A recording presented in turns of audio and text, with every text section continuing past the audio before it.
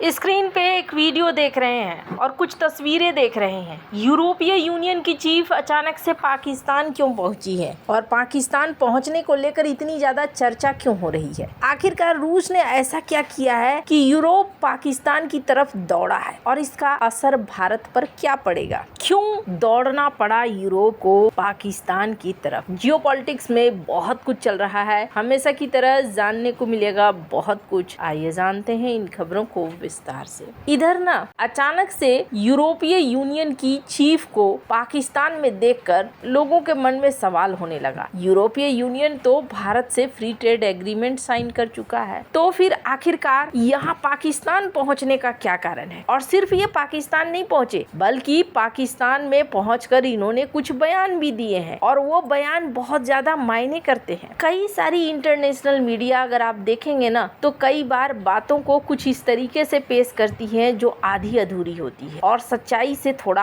अलग होता है। दरअसल अभी क्या सीन हो रहा है? अभी अचानक से एक बड़ा झटका लगा है यूरोप को और ये झटका अब बढ़ता जा रहा है, खास करके रूस की तरफ से। रूस ने अभी एक के बाद एक कई एक्शन लिए हैं यूरोप के इलाकों में भी। और वहीं बात करें यूरोपीय यूनियन या यूरोप के देशों की, तो इन्होंने भी अब रूस के खिलाफ कार्रवाई करना बढ़ा दिया है। समुद्र में रूस के शैडो फ्लीट पर कार्रवाई की। इमैनुअल मैक्रोन ने इस बात को बताया था कि फ्रांस और ब्रिटेन ने एक रूस से संबंधित तेल टैंकर को रोका, जिस पर आरोप है कि वो प्रतिबंधों को चकमा देकर रूसी तेल बेच रहा था। यूरोप अब रूस की शैडो फ्लीट पर ज्यादा से ज्यादा एक्शन ले रहा है। रूस ज्यादातर तेल को शैडो फ्लीट के माध्यम से बेचता है। शैडो फ्लीट कहने का अर्थ हो गया चोरी छिपे, जिसका इंश्योरेंस नहीं है। हालांकि इन शैडो फ्लीट्स की हालत बहुत खराब होती है, पुराने जहाजों का इस्तेमाल होता है, लेकिन रूस के लिए ये लाइफ लाइन बनी हुई है, क्योंकि रूस इसका लगातार उपयोग कर रहा है प्रतिबंधों की वजह से और अपने तेल को बेच रहा है। तो यूरोप भी पंगे जानबूझकर ले रहा है। यूरोप भी ऐसा नहीं है कि शांति से बैठे या फिर शांति से बातचीत करे, उस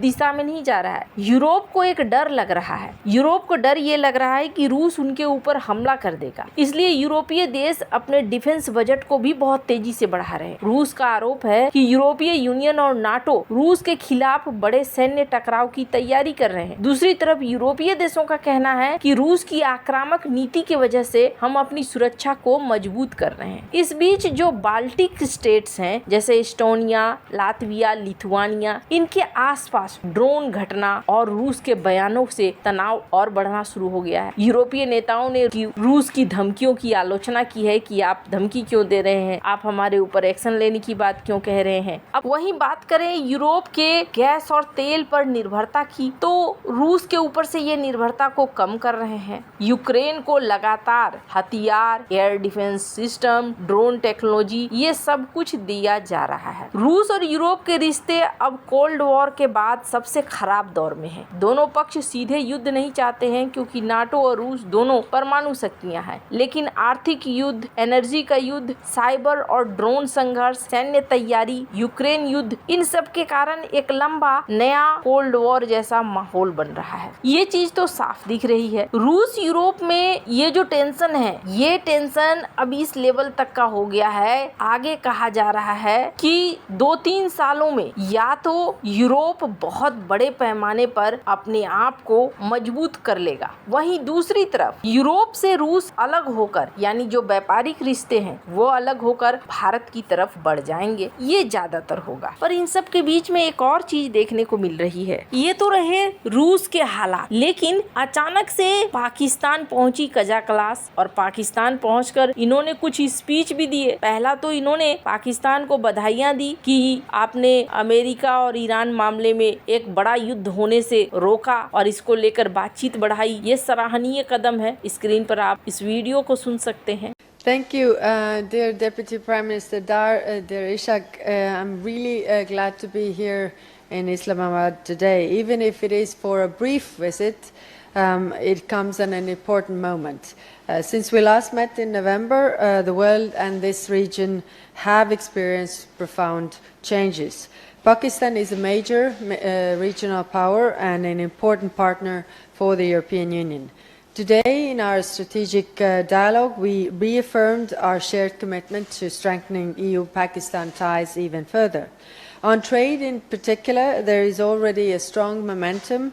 The European Union remains by far Pakistan's largest export destination. It's actually larger than China and US combined. And Pakistan is the world's leading beneficiary of European Union trade preferences, the GSP+. But GSP Plus has clear conditions.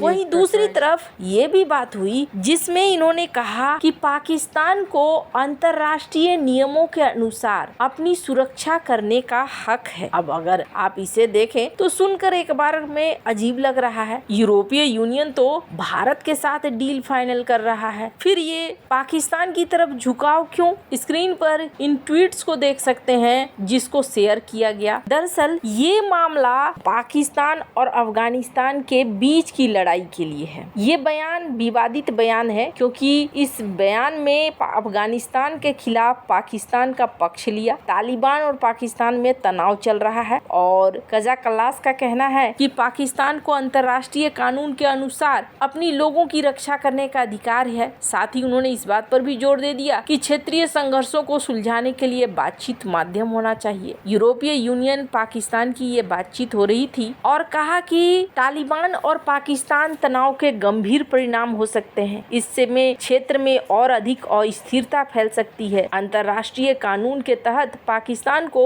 अपनी और अपने नागरिकों की रक्षा करने का अधिकार है, पर आप लोग संयम बरतिए। अब इसे सुनकर बहुत सारे लोग सोच रहे हैं कि अचानक से क्या हो गया है। तो ये सब कुछ अचानक से नहीं हुआ है। इन्हें एक चीज समझ में आ गई है और वो ये कि राष्ट्रपति पुतिन ने एक बड़ा गेम खेल दिया है और उस गेम का असर अब दिखना शुरू होगा। दरअसल यूरोप खुद को लेकर डरा हुआ है। रूस ने एक MOU साइन किया, एक एग्रीमेंट फाइनल किया अफगानिस्तान के साथ, एक डिफेंस पैक्ट, जिस डिफेंस पैक्ट के बारे में मैंने कल आपको बताया था। अब इसके तहत बहुत सारी बातें अनसुलझी हैं, साफ साफ अभी पता नहीं चला है और आधिकारिक तौर पर नहीं बताया गया है। लेकिन कहा जा रहा है कि अफगानिस्तान को जिस चीज की कमी थी वही रूस पूरा करेगा, यानी कि एयर डिफेंस सिस्टम। अब कुछ लोगों की बात करें तो कुछ लोग ये भी कह रहे हैं कि एयर डिफेंस सिस्टम खरीदने के पैसे अफगानिस्तान के पास तो नहीं है, ये पैसे पर्दे के पीछे कोई और है जो अफगानिस्तान को दे रहा है ताकि Afghanistan in air defence systems को खरीद सके और अपने लिए एक सुरक्षित स्थिति बना सके। पर सबसे बड़ा सवाल ये है कि क्या इस एग्रीमेंट के तहत तालिबान के लड़ाके अब रूस की तरफ से लड़ेंगे? ये एक प्रश्न है जो यूरोपीय यूनियन को टेंशन दे रहा है और इसलिए यूरोपीय यूनियन अभी पाकिस्तान के पास नजर आ रहा है कि अगर ऐसा होता है तो उनके लिए समस्या और बढ़ेगी और जब समस्या बढ़ेगी तो वो पाकिस्तान का सहारा लेने की कोशिश करेंगे। अब इसका असर भारत के ऊपर क्या पड़ेगा? मैंने पहले भी कहा है, भूखे पेट भजन न होइए गोपाला। यूरोपीय यूनियन दोनों तरफ से पिस रहा है। रूस से एनर्जी अब धीरे धीरे बंद होती जा रही है। रूस अपना एनर्जी भारत की तरफ, चाइना की तरफ, एशियाई देशों की तरफ शिफ्ट कर रहा है। वहीं दूसरी तरफ व्यापार के लिए यूरोपीय यूनियन को बड़ा बाजार चाहिए और भारत की बात उन्हें माननी पड़ेगी। रूस के साथ उनका अपना समस्या अलग है। अभी भी कजाकलास ने यहाँ उतर कर भारत के खिलाफ कुछ भी नहीं बोला है। जो भी बोला है ये अफगानिस्तान मामले में बोला है उन्होंने। आपको क्या लगता है इन सब मामले में? आपकी क्या राय है? कमेंट कर जरूर बताएं।